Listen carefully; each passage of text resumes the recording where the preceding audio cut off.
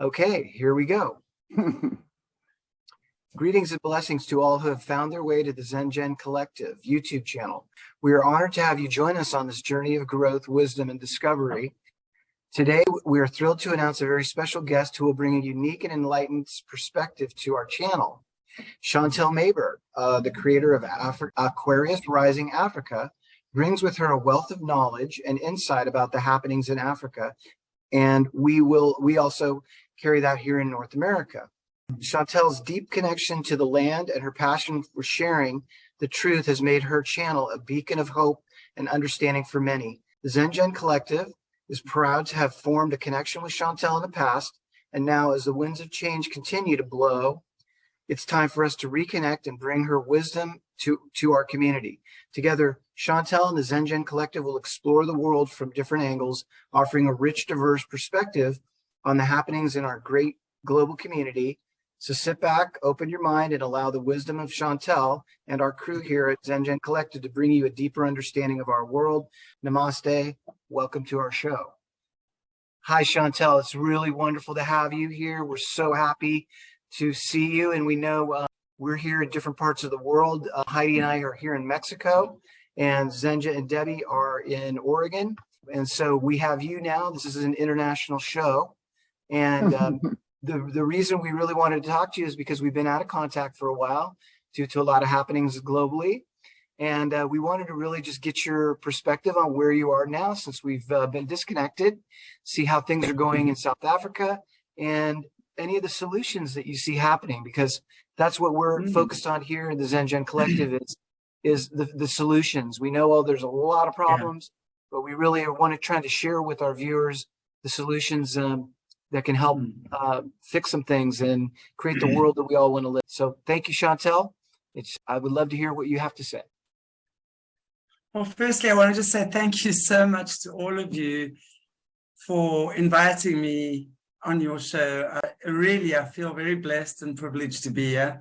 I know Dave and Zenya I was thinking it was probably a year ago, the last time we actually spoke with each other. And it's really been good, to connect with you guys again, because I think we've had some amazing conversations, in the past. So thank you so much to all of you. I feel very honored, really, to be here. Thank you so much. Thank you. We feel honored. I'm super glad to reconnect. It has been a minute, but to see your smiling face again and you have that energy you bring, and all the folks you talk to, and all the wisdom I know you listen to from your heart, it's just really a blessing to have you be here to share. So thank you, Chantelle.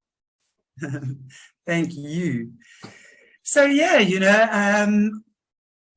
well, I think when I met Dave the first time, we just started Aquarius Rising Africa. And that was something that for me, it was when I first heard Jessie Zabotar's testimony, who was trained to be the Queen Mother of Darkness. And I heard just some of the horrific stuff that is happening. I knew stuff was going on, but to that extent, I had no idea. And, then this farm girl from, as I always say, the ass end of Africa decided absolutely not. I cannot sit back while this is going on and do nothing. And I'd wanted to start a YouTube channel for quite a while before that, but nothing was quite resonating. And then when this came about, then I knew. And it's opened up a whole, firstly, just the awakening that I've noticed in people in the last 2.5 years is incredible. From when we first started, and the shock horror of the masses, of just what was going on, to, okay, now it's going on.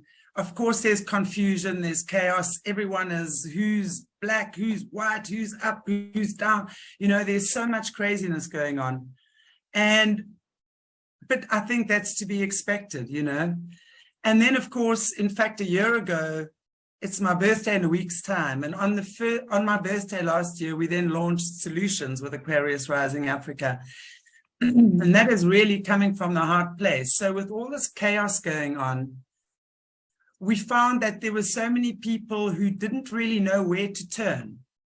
So Solutions, or Solutions, as we call it, is really the healing aspect. So Aquarius Rising brings up the underbelly of the world. We expose what's going on, and unfortunately we cannot get away from the horrors of what's been going on for so long, especially with our kids, and just the deviousness and the manipulative way in which we've been controlled.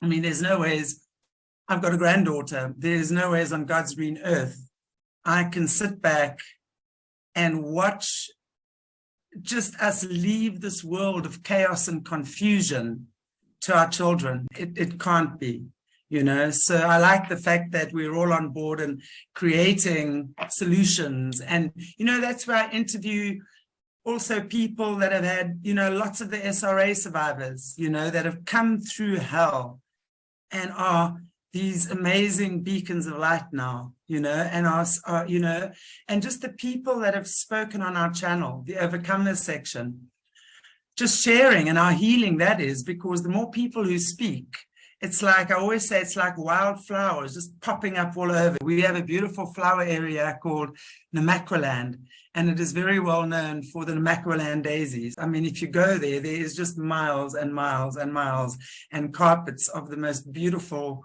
daisies ever. So it's that, you know, so the more people who speak, the more voices are heard, the less the control, and that is extremely healing. So slowly but surely, you know, both channels are growing. We've been struck down a few times, but, you know, we get up and off we go again.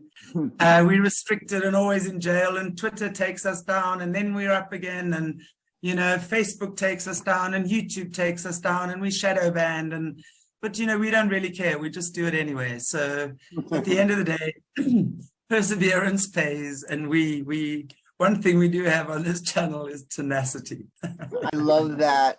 Well, it sounds amazing. You've always done such amazing work, and really, I want to just applaud you and let you continue some more. But thank you so much for bringing those people together. You know, the knowledge is power, right? We have to get out and face the darkness to bring our light to it. But it feels so heavy so often with all the things that you were just describing and more. But when we come together, it's like people have a chance to not feel alone, right? To be with their soul family, right? And like those wildflowers, exactly. We're growing a love garden here, right? And it's amazing to see the darkness folks come through and what light is coming from that. And in fact, if I could ask you that question, how do you, in your experience and the wonderful people you've been around, what is it that helps them get that light out through the darkness? Like, what would you say is a theme you see? There's only one thing, and that is complete spiritual alignment with your divine creator. And whatever that is, you know, whether it's Christianity, I will say Jesse Zabotard to me is a true Christian. You know, I've had lots of issues with religious people in my life because of the I was born with and the conservative area in which I grew up and the way I was condemned and labeled, you know. So I steered clear of that, you know, until I re-met her, or I met her. I say re-met, how strange is that? It must be in this lifetime, right? So, and, you know, also just understanding that we have such a different way of worshiping, yet we recognize each other's hearts. And that is why we are able to work so successfully together. It's like everyone knows Jesse is this beautiful Christian. Everyone knows I'm spiritual and I don't worship the way that a religious person does, but I worship God. And I see God in everything. And I don't see the devil. I see the devil, but I choose to see God's light that comes through that, you know. So for me, it's been a really amazing journey of meeting people like that, working with people like that of all different denominations. You know, I see the beauty in everything. I really do. There's no ways. It's like when I came down and God said to me, right, Chantelle, and showed me this beautiful chocolate box of ways. There's this way and that way that you can worship me. And I'll say, oh, hell no, I'll take a little bit of everything. I'll create my own little beautiful cake and eat it and share it, you know? It's like, how do you only see one way of being or doing something? I think there can only be different ways in which every person in their own way will resonate and find their spiritual connection to the divine, you know, our beautiful source creator. That's the way I like to see things. And even when, you know, we're looking at these incredibly sad situations, I'm constantly in prayer. I hear the most terrible stories, and the majority of them are not aired because certain people are not ready to talk, but they're ready to, or publicly, but they're ready to start speaking. So they all speak to me and share, and I just hear the most horrific stuff sometimes. And sometimes I just want to choke on it. And then I'm in prayer and I say, God, just take it. But you see, what happens with me is that when I'm working with someone, my gift is that I connect. It's like a blind person reads Braille. I read energy like that. So when I'm connected with someone, I feel it. And I can understand what is creating what and when it started. And let's go and unravel that to find that, because when you see the gift in that, everything else around that's going to go. You will see it just happens. And I also believe that we all have a sacred contract to be, do, have what we are. So even though people have been through horrific things and they have been victimized hugely, I don't see them as victims. I see them as incredibly brave souls who've taken on a mammoth task and who has the strength and the courage to heal and share. And that is very courageous. So I see that rather than you poor, poor thing. Rest assured, I have those moments and I share them, because every now and again, I've got to take a breath and I've got to say, how did you get through this? You know, and then, I don't know, I kind of get recharged. I have an understanding. It's like I have the imprint. I don't necessarily have to go through the experience, but the person leaves me with an imprint of their experience, and I decode that, if that makes sense at all. So I see the good in everyone, even the most disgusting, depraved human beings. I see them as also fulfilling their contract with the divine. While we're still in a place where there's contrast necessary, it's going to be here, and they are going to be the ones that fulfill it. So our journey and challenge right now is to rise above that. You can't fight it. You've got to raise your frequency and you come to that place. Yep. Thank you for the wiggle. I do that too. I'm glad I'm not the only one. I'm always like talking about like that space. Yeah, baby. It's space. Yeah. Yeah. And when you have that space, you breathe. And that's what yoga gives me, is that space to breathe and have equanimity and being able to perceive the most depraved. And literally sometimes I get dipped. It's like God takes me and dips me into the most toxic concoction of things ever for like 3 seconds.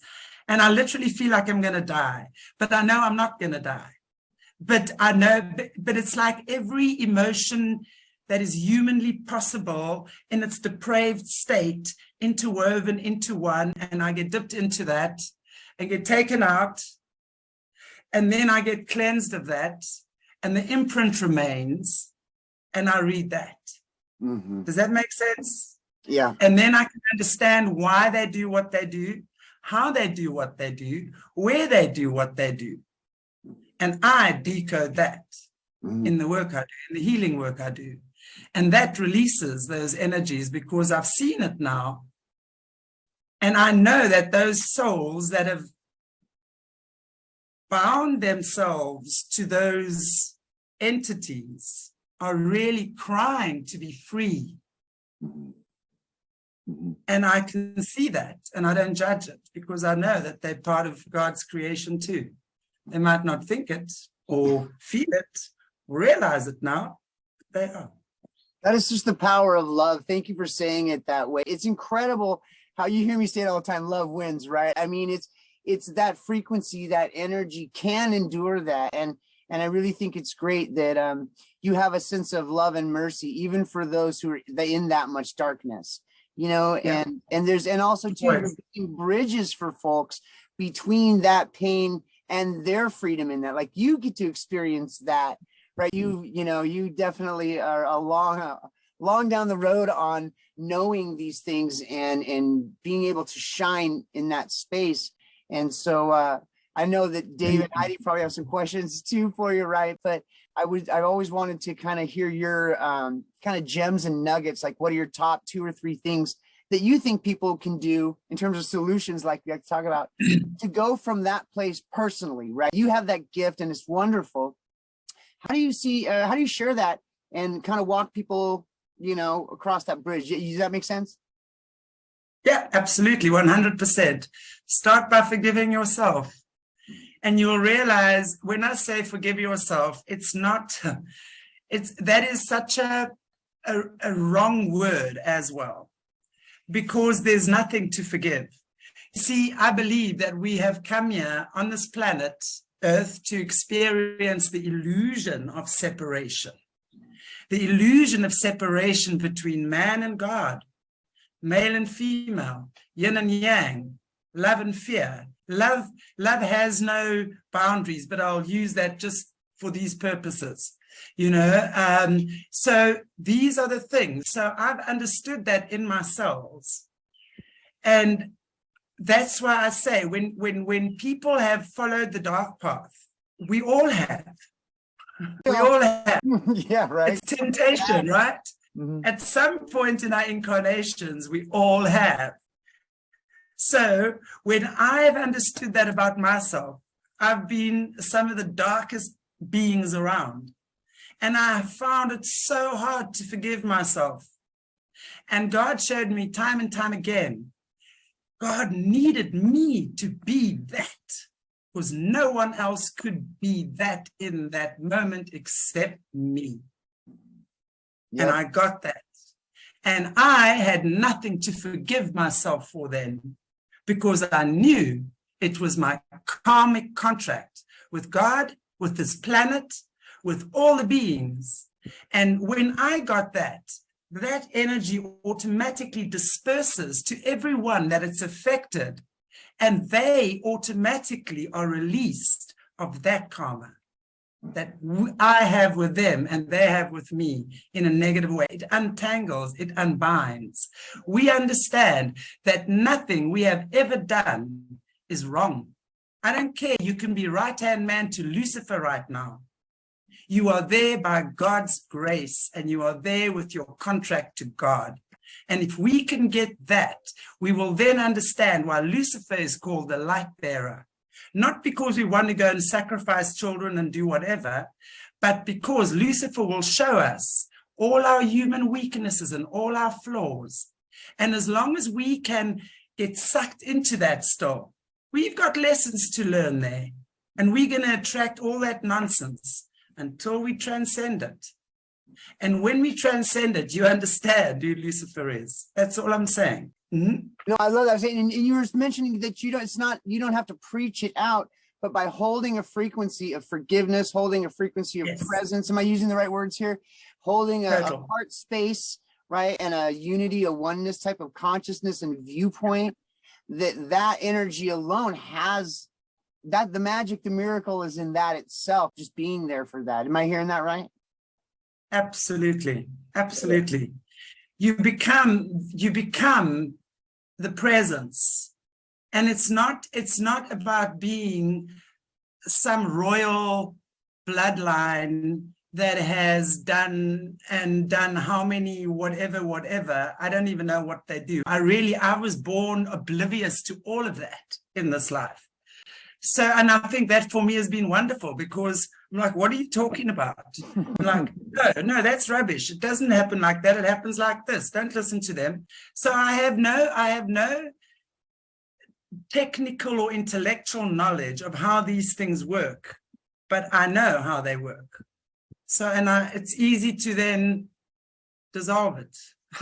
Yeah, the brain's not in the way, right? It's like you remember it, right? You remember the truth. And it's kind of nice not to have the erudite burden that some folks might carry, right? And have, because it's more fractalization, it's more duality, ego going on, just like you're talking about, and you're playing with that illusion still if you get stuck up here. So thank you for sharing that. I got to back up and see if these guys want to fire a question direction. Thank you for all your sharing so far. This is great.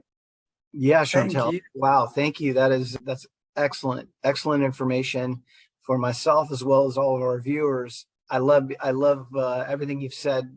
A lot of it applies to my journey. I think, you know, it's sort of like getting dipped in that toxic goo or toxic soup, like Satan's black tar, if you want to call it that, and you get dipped in for a minute. That's a lot of what seems to have been going on with me lately. And then I realize it's horrific, it's painful, it shatters a lot of your emotions. You know, when you start feeling into all that darkness or the realization of like how far I mean, we've all come. I've come so far from what I didn't know anything, you know. As I've awakened, then I realized that I have this grand mission, which is really to transmute a lot of what we're all talking about. I mean, these dark and evil things that exist on the planet and the individuals responsible, what do we do about it? Well, right now, for me, it's really just, it's beaming my light, keep staying as high a vibration as I can. As you said, keeping connected to my prime creator, which again, I was part of a heavy religious upbringing, agency religion, if you want to call it that. And I was able to escape it. But it's, you know, here I am literally in my 50s, and it took me that long, you know, half a century to really start even really realizing all of the controls and the programs that were cast upon me. So I'm able now to transmute a lot of that. And through that, a lot of the darkness comes in. And I realize that, like yourself, I wish for me it was 3 seconds, but sometimes it's like overnight or days in a row that I have to dip myself in this. And then I realize that I transmute it. And there we go again, that my vibration of transmutation affects all that's around me. You know, and we talk about this all the time. You know, a person of very high light and of high vibration can affect thousands or even tens of thousands of people just with our mere vibration. And that's part of the problem. I mean, it's like I walk into dark places sometimes. You know, we were out at a club the other night, and, you know, everyone's just polluted. I mean, just drinking. And we're carrying this huge light, and it's real interesting to see, but we're diffusing a lot of the darkness. And I really feel that the energetics that we carry are allowing people to open up slowly but surely. And that's a lot of it. I mean, and I look at my own path, that's a lot of the way things have happened. You know, I got a hint, and then I got more information, and it just kept going. So, you know, you're just on fire today, and or tonight, or whatever. I guess it's evening there in South Africa. We're here, Yes, you know. Tonight I got a date with you guys on a Friday night. How can I not be? Yeah. Speaking of the clubs, you look like you're ready to go out. You look like a rock star right now, Chantelle. I'm like, what club are we going to? I watch Teleport, guys. Yeah. I watch your posts, you know, on some social media, and I mean, you're always out on the beach and having fun and inspiring others. Is the same with me. I mean, those are now I live in paradise. We live in paradise, Heidi and I, and you know, we have all this beauty around us. I mean, I've got the jungle like right out my window right now, and I've got like a crocodile who's like 5.5, 6 meters long who cruises by. You know, I mean, it's amazing. I'm very blessed, but I want to take some of that light that I'm blessed with and shine it throughout the world. And that's a lot of what these videos are about. We're trying to share our journeys and inspire others we've collected a lot of tools through our journeys. And that's a lot of what it's about is talking about what are the solutions and where are we headed on this planet. I just found out that I'm going to be a grandfather here in a few months. So I'm very excited about that. But like you were saying, I don't want to leave. I'm already, you know, my children are doing quite well considering this world and where it's at. But what kind of world is my grandson going to grow up in? You know, and that's a lot of where I'm at. You know, I'm doing whatever I can do to make the world a better place. And I'm trying to ask others to do the same. And I watch I watch a lot of people who are seemingly trapped in these programs and in the divide and conquer sucker, it's just, they're being suckered into it. Divide and conquer, heading towards technology, when the truth is we're in the law of time now, and we're heading back towards organic, natural human aspects. For me, I know that I can be Superman. I just don't remember how to do it. That's what Chantelle's here to remind us, right? Like she's got some of these great tools.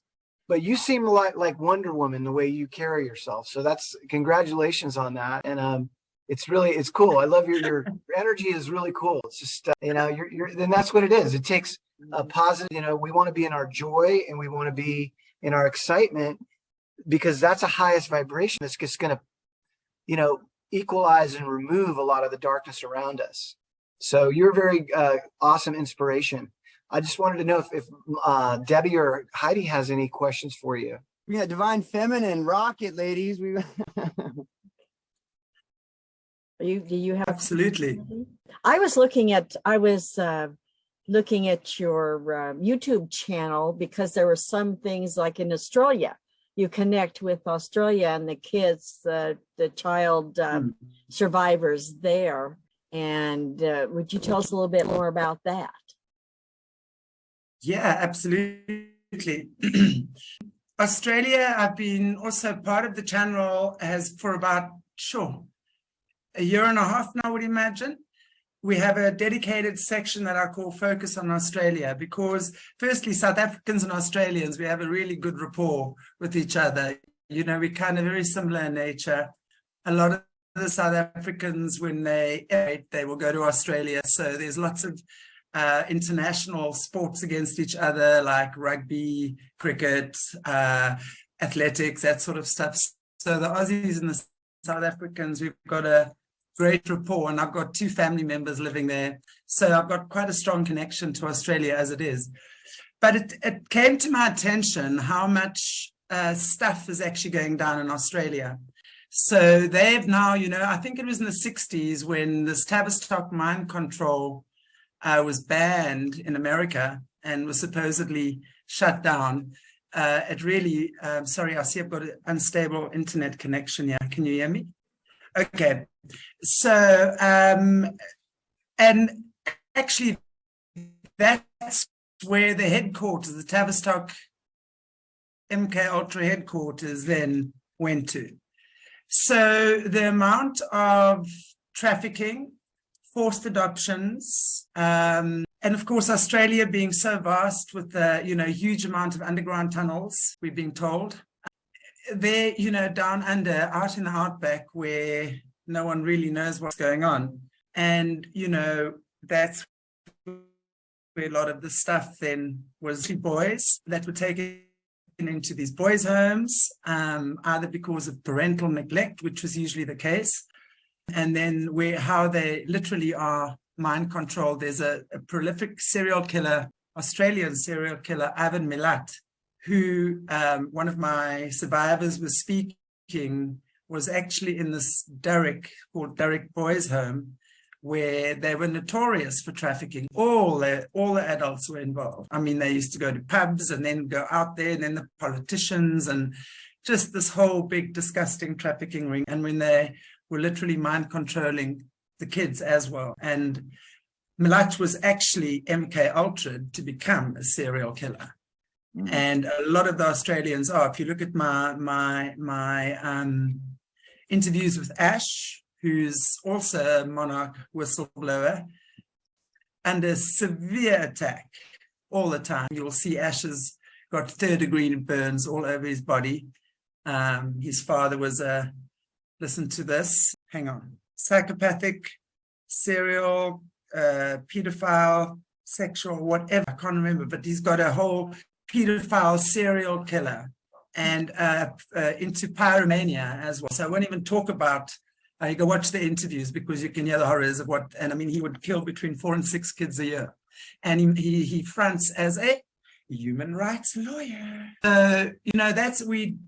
Australia has got horror stories just in terms of what's going on there. And let's not even talk about the First Nation people, the Aboriginal kids that get taken.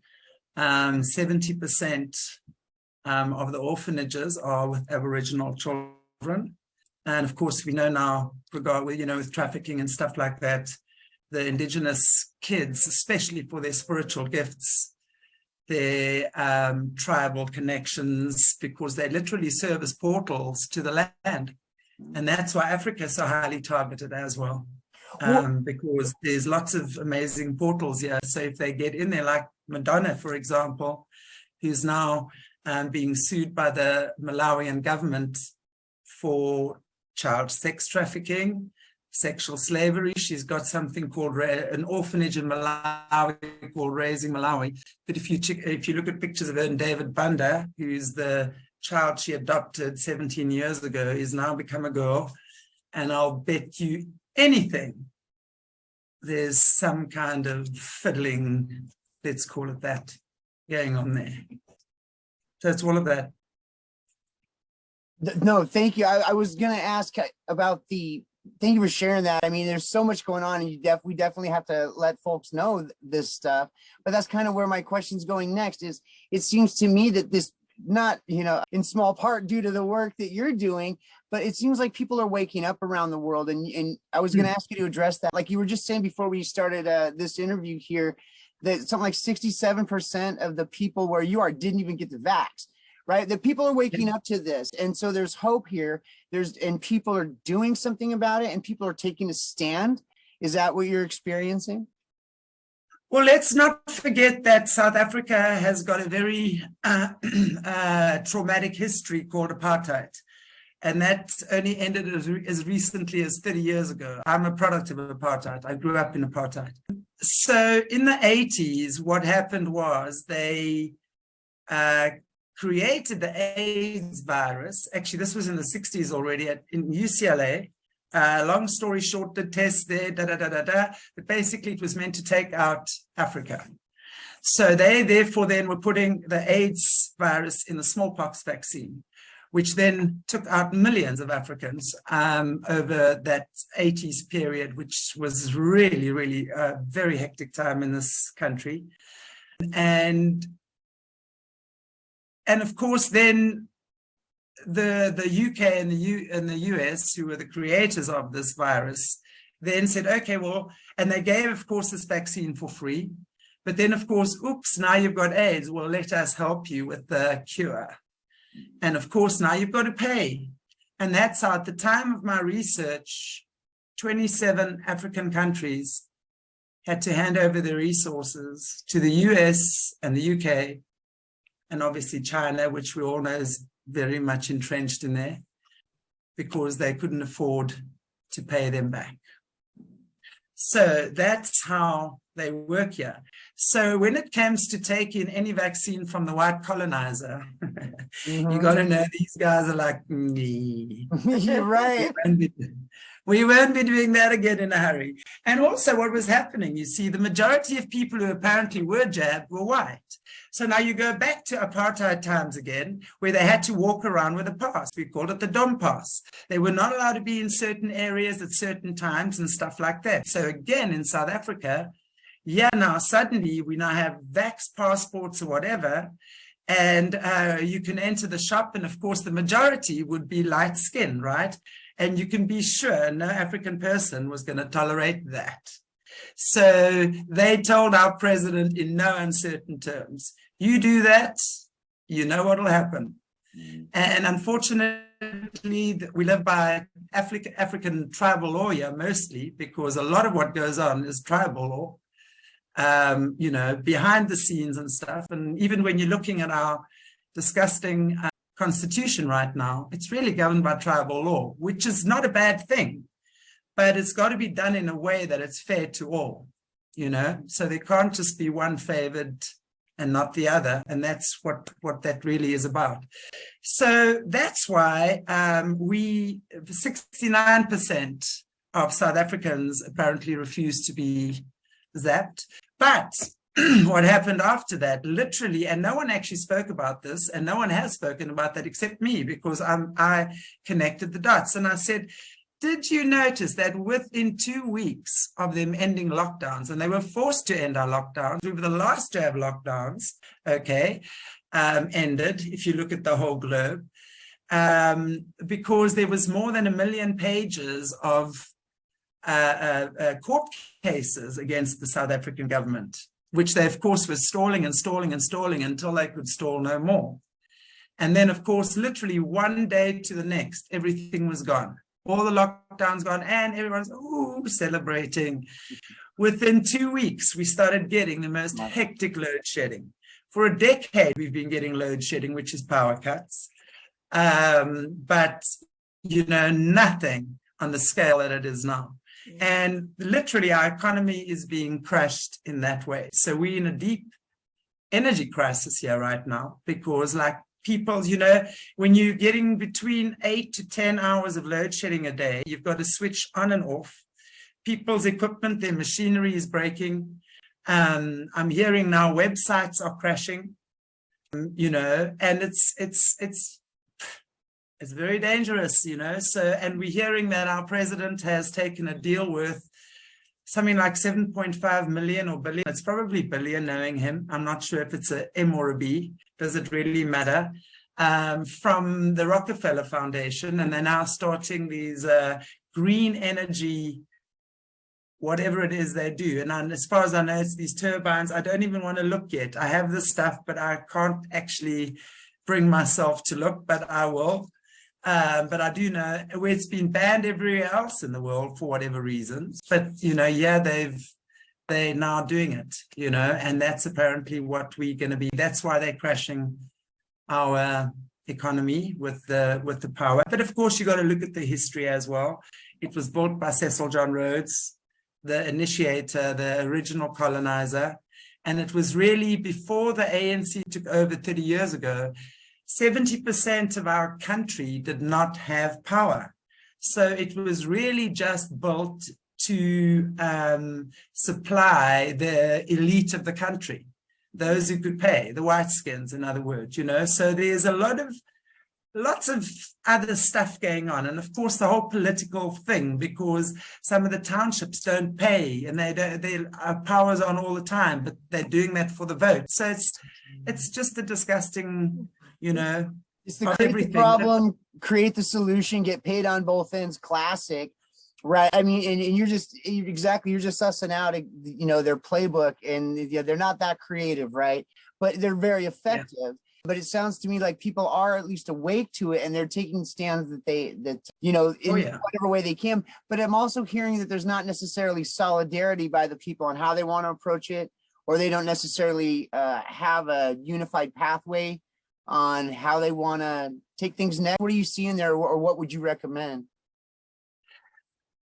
You know, again, when we look at South Africa, we also got to look at the history of, and I know a lot of South Africans will disagree with me, of white privilege. Although there is no white privilege now, if we look at the backbone of this country, it's built on white privilege.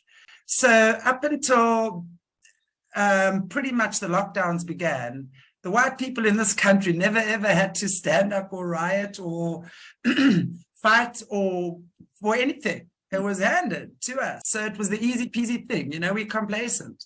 It was the African people that stand up, and they'll riot, and they'll tell you, I know in certain terms, we're unhappy. They'll burn buildings. Not that I agree with that, but I'm saying the African people use their voices in that way.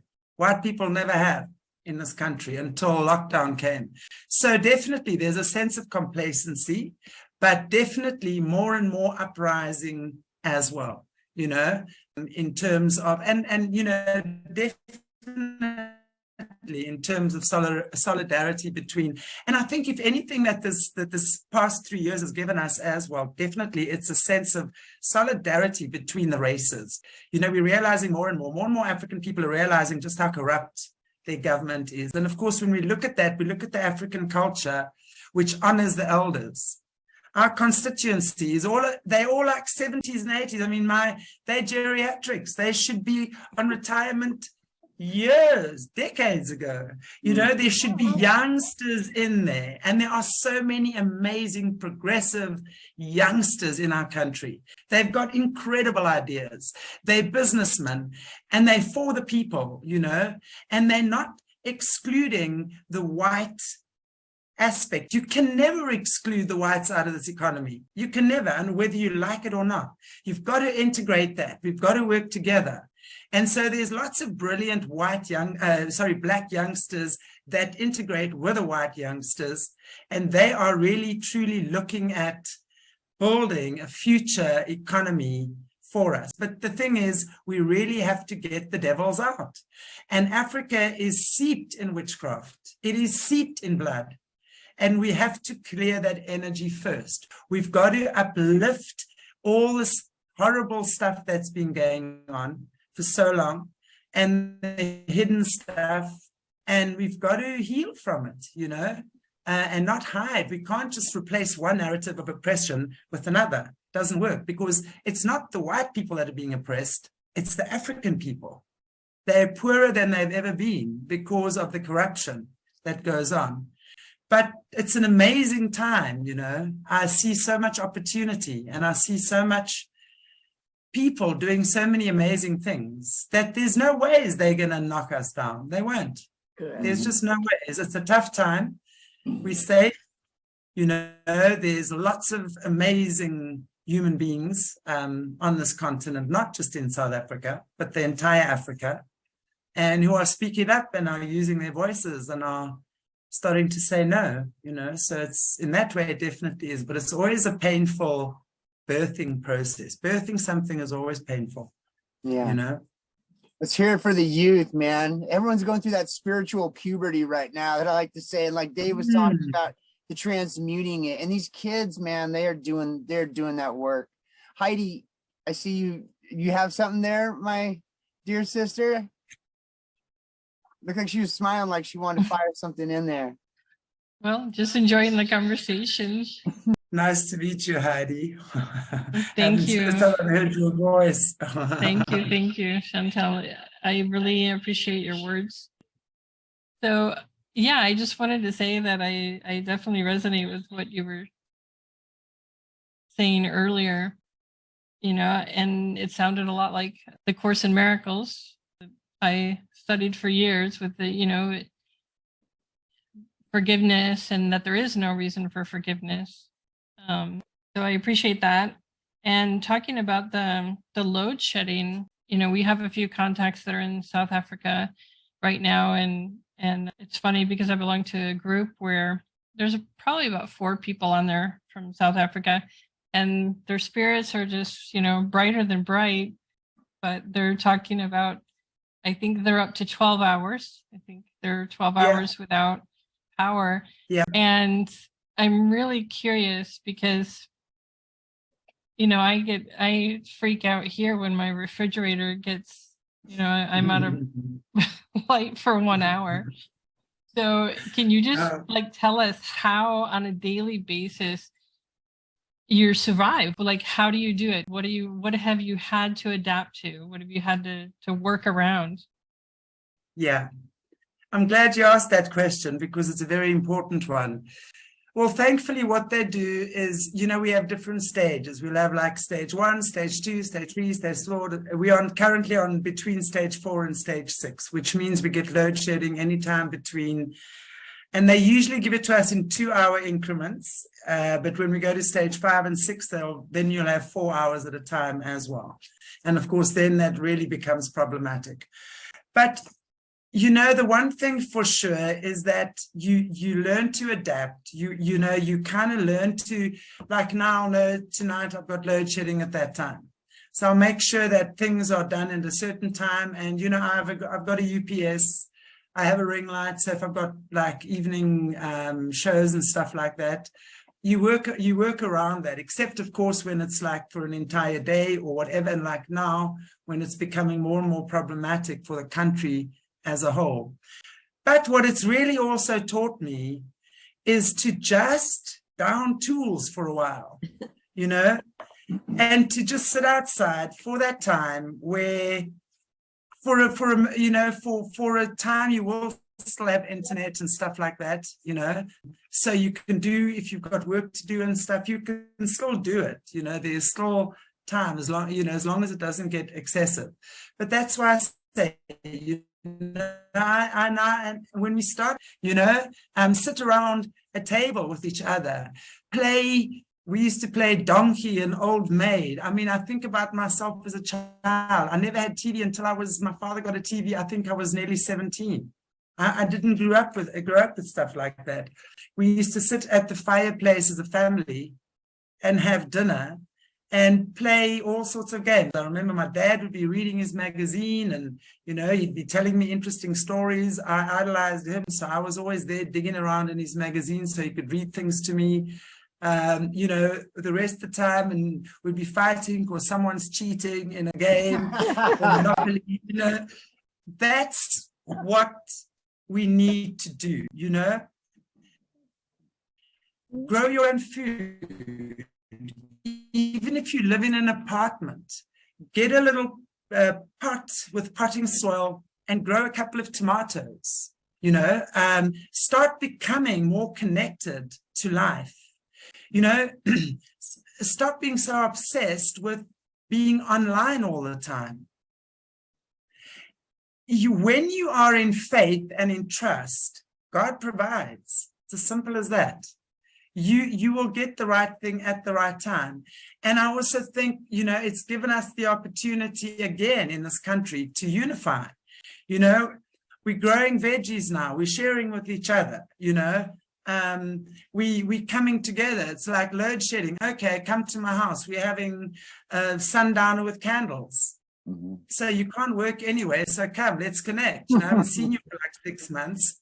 So that's the kind of attitude I like to adopt. But then you have, of course, feed them dinner and you've got to make breakfast for them in the morning and you've got load shedding at 6 o'clock.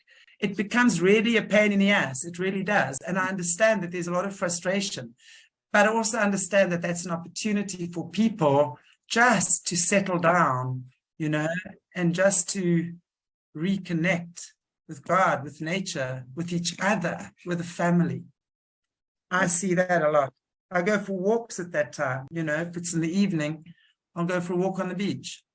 Yeah. And I'll chill and I'll enjoy the sunset. I come back and lights off, no problem. I've got a whole beautiful patio with a beautiful view, put my fairy lights on, light some candles, some incense. I have a ball. It's fun. Yeah. Well, isn't it interesting, like you were talking about complacency, but like the struggle can bring people together. And I often mention that I think that our bright future looks a lot like our past, right? Where people do come together and we honor one another and we share in that way. Thank you. Heidi, did you have more there? I just was smiling off of Chantelle there. Okay. Thank you for that. I appreciate that. And I figured as much, it's sort of like camping. I would also like to ask you, some of the comments from the members of our group that are from South Africa have said, it's sort of like, this is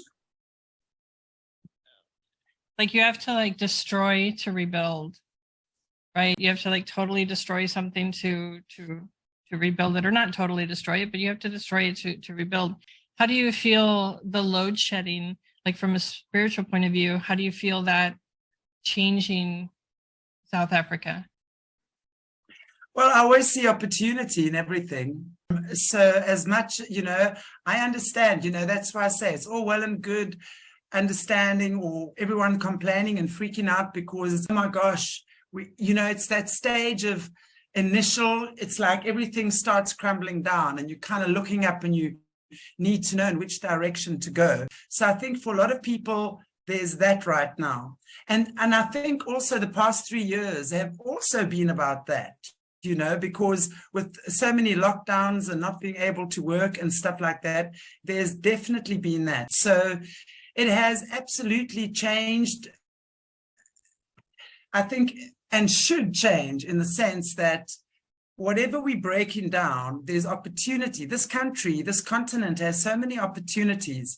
We've got the best weather ever.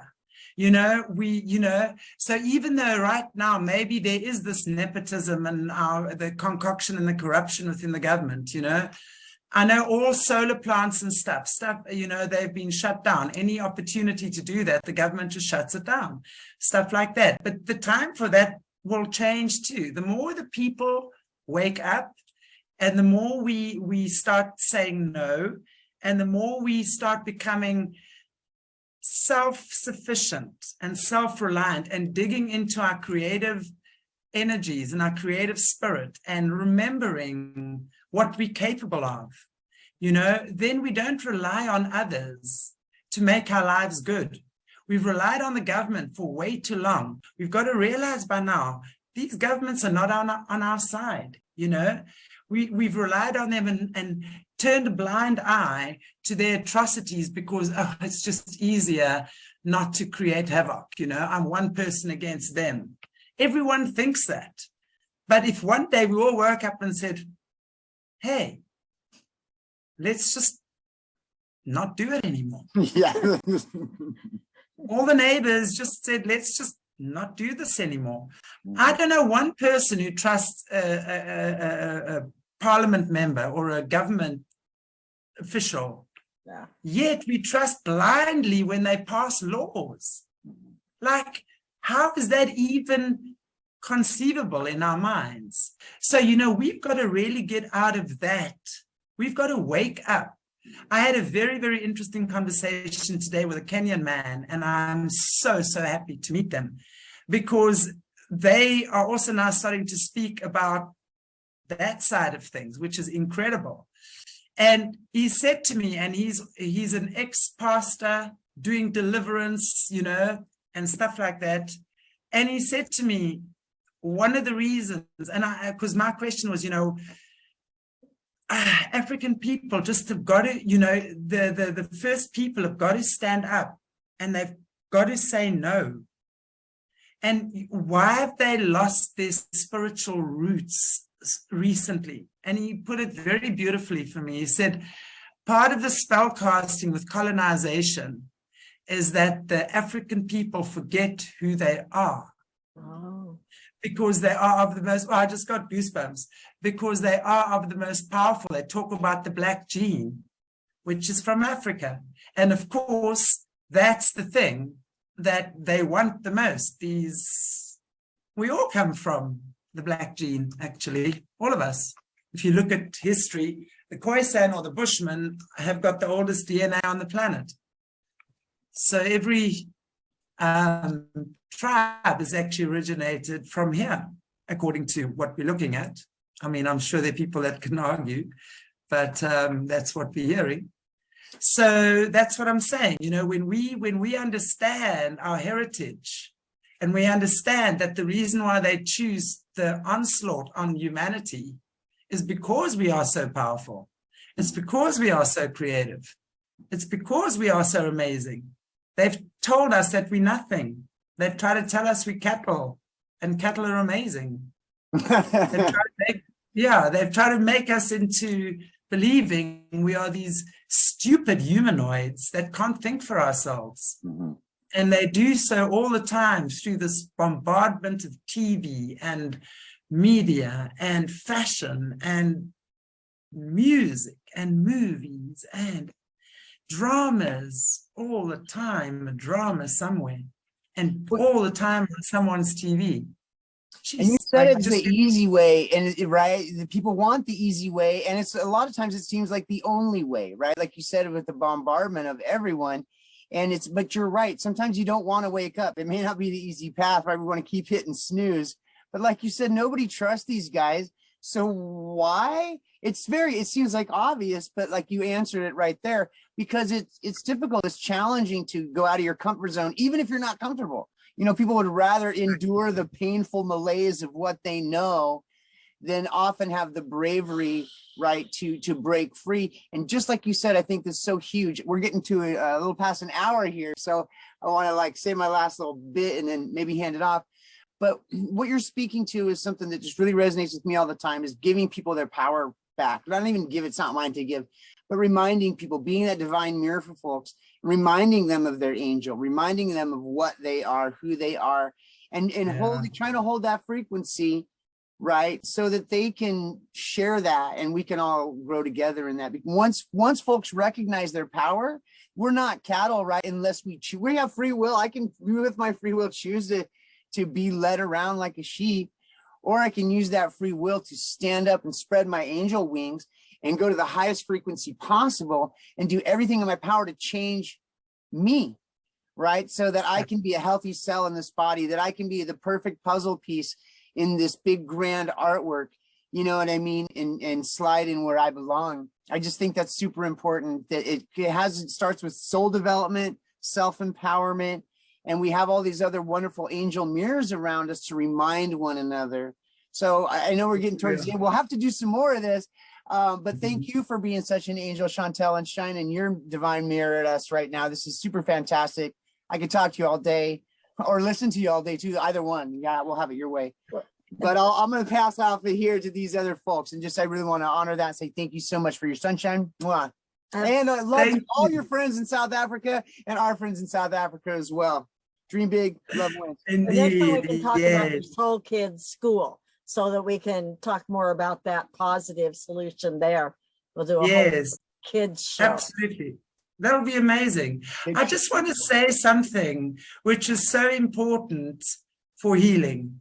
You know, we talk about how do we find alignment or whatever in these crazy times. And that's why so many people are looking outside of themselves and looking for that one and their white hat and the black hat and the green hat and the red hat, whatever hat. No hat. No. You know, whatever you're there you go. But my point is that this is the time more than anything. You know, one of my viewers made a very, very significant point. He said, Chantelle, Jesus is not here to save us. Jesus did not come to save us. Jesus came to show us how to save ourselves. And I could not put it in a better way, because if you look at every single teaching of the Christ, it is all about taking responsibility. It is all about kindness, generosity. You know, the teachings are the same. So when you follow certain guidelines, you have no option but to elevate, right? So, but of course, a lot of that has been hidden from us. Partial information has been given and stuff like that. So the first thing we do is wake up spiritually. You know, we have that spiritual aha moment. Then the next step, which is the difficult one, which is what connects it all together, is emotional healing. That's the one thing that we are sorely lacking on our planet. If we just go back to Atlantis, right, whether you believe in it or not, let's say the legend of Atlantis then, right, where floods took everything out. Why? Because they were working with crystals. Crystals have a very similar frequency, and there's a whole story there to the human energy, so they could be used to a certain point. And then what came? Boom, floods, water. God is saying, try again. What's the clue? Water, emotion. Water is the emotional element. So now we come back. And the one thing that we have to really, it's that feminine, and it's not women and men, please. We have masculine, feminine energy within all of us, and it's our responsibility to access that. Your relationship with the opposite sex is not about them, it's about you. It's about your emotions and how functional or dysfunctional they are. And I'm going to leave it right there. We can do a show on that as well. That's a whole That's a mini series. Totally. Emotions are key to transcending. Emotions are key to transcending. Why do you think these guys instill so much fear? Because when we're in fear, right, everything is sucked, and that's the loosh that they feed off. Pain, fear. They might be doing it to kids physically to get the physical adreno, but they're doing it to us energetically. Just by rocking that boat, we go, whoa, they go, lovely sip of loosh there, right? So They are vampires that feed off our fear, and they need fear, and they create that. And of course, the yummy, juicy emotions they like even more. So they're going to give us that nice space of rest and recuperation. And if you are not in your true alignment, like a tree rooted in, when the roots grow deep, there's no need to fear the wind. Even if the wind, and the wind and the flowers and the leaves go flying, you are rooted, baby, and no one going to touch you. So that's what we're looking for. And that is done through emotional connection. And I promise you, that's a very difficult one for most people. And I'm not, especially for women, there's a big difference between having a healthy emotional body and having a pain body. Most women operate from a pain body, and most men operate from ego when they're hiding from emotions. So we have to come and meet each other halfway as men and women in this world and understand it's not about you, the one sitting in front of me who broke my heart. It's about me needing you to be that mirror for me. And when we get that, we take responsibility, and then we heal, and then we transcend. And that's me for Thank you. Yeah, I don't know where else to go from there, David. That was just the icing on the cake. You're on fire today. What can I say? I'm having a Friday night date with you guys. I'm I happy. love it. Yeah. Thank you. That's wonderful.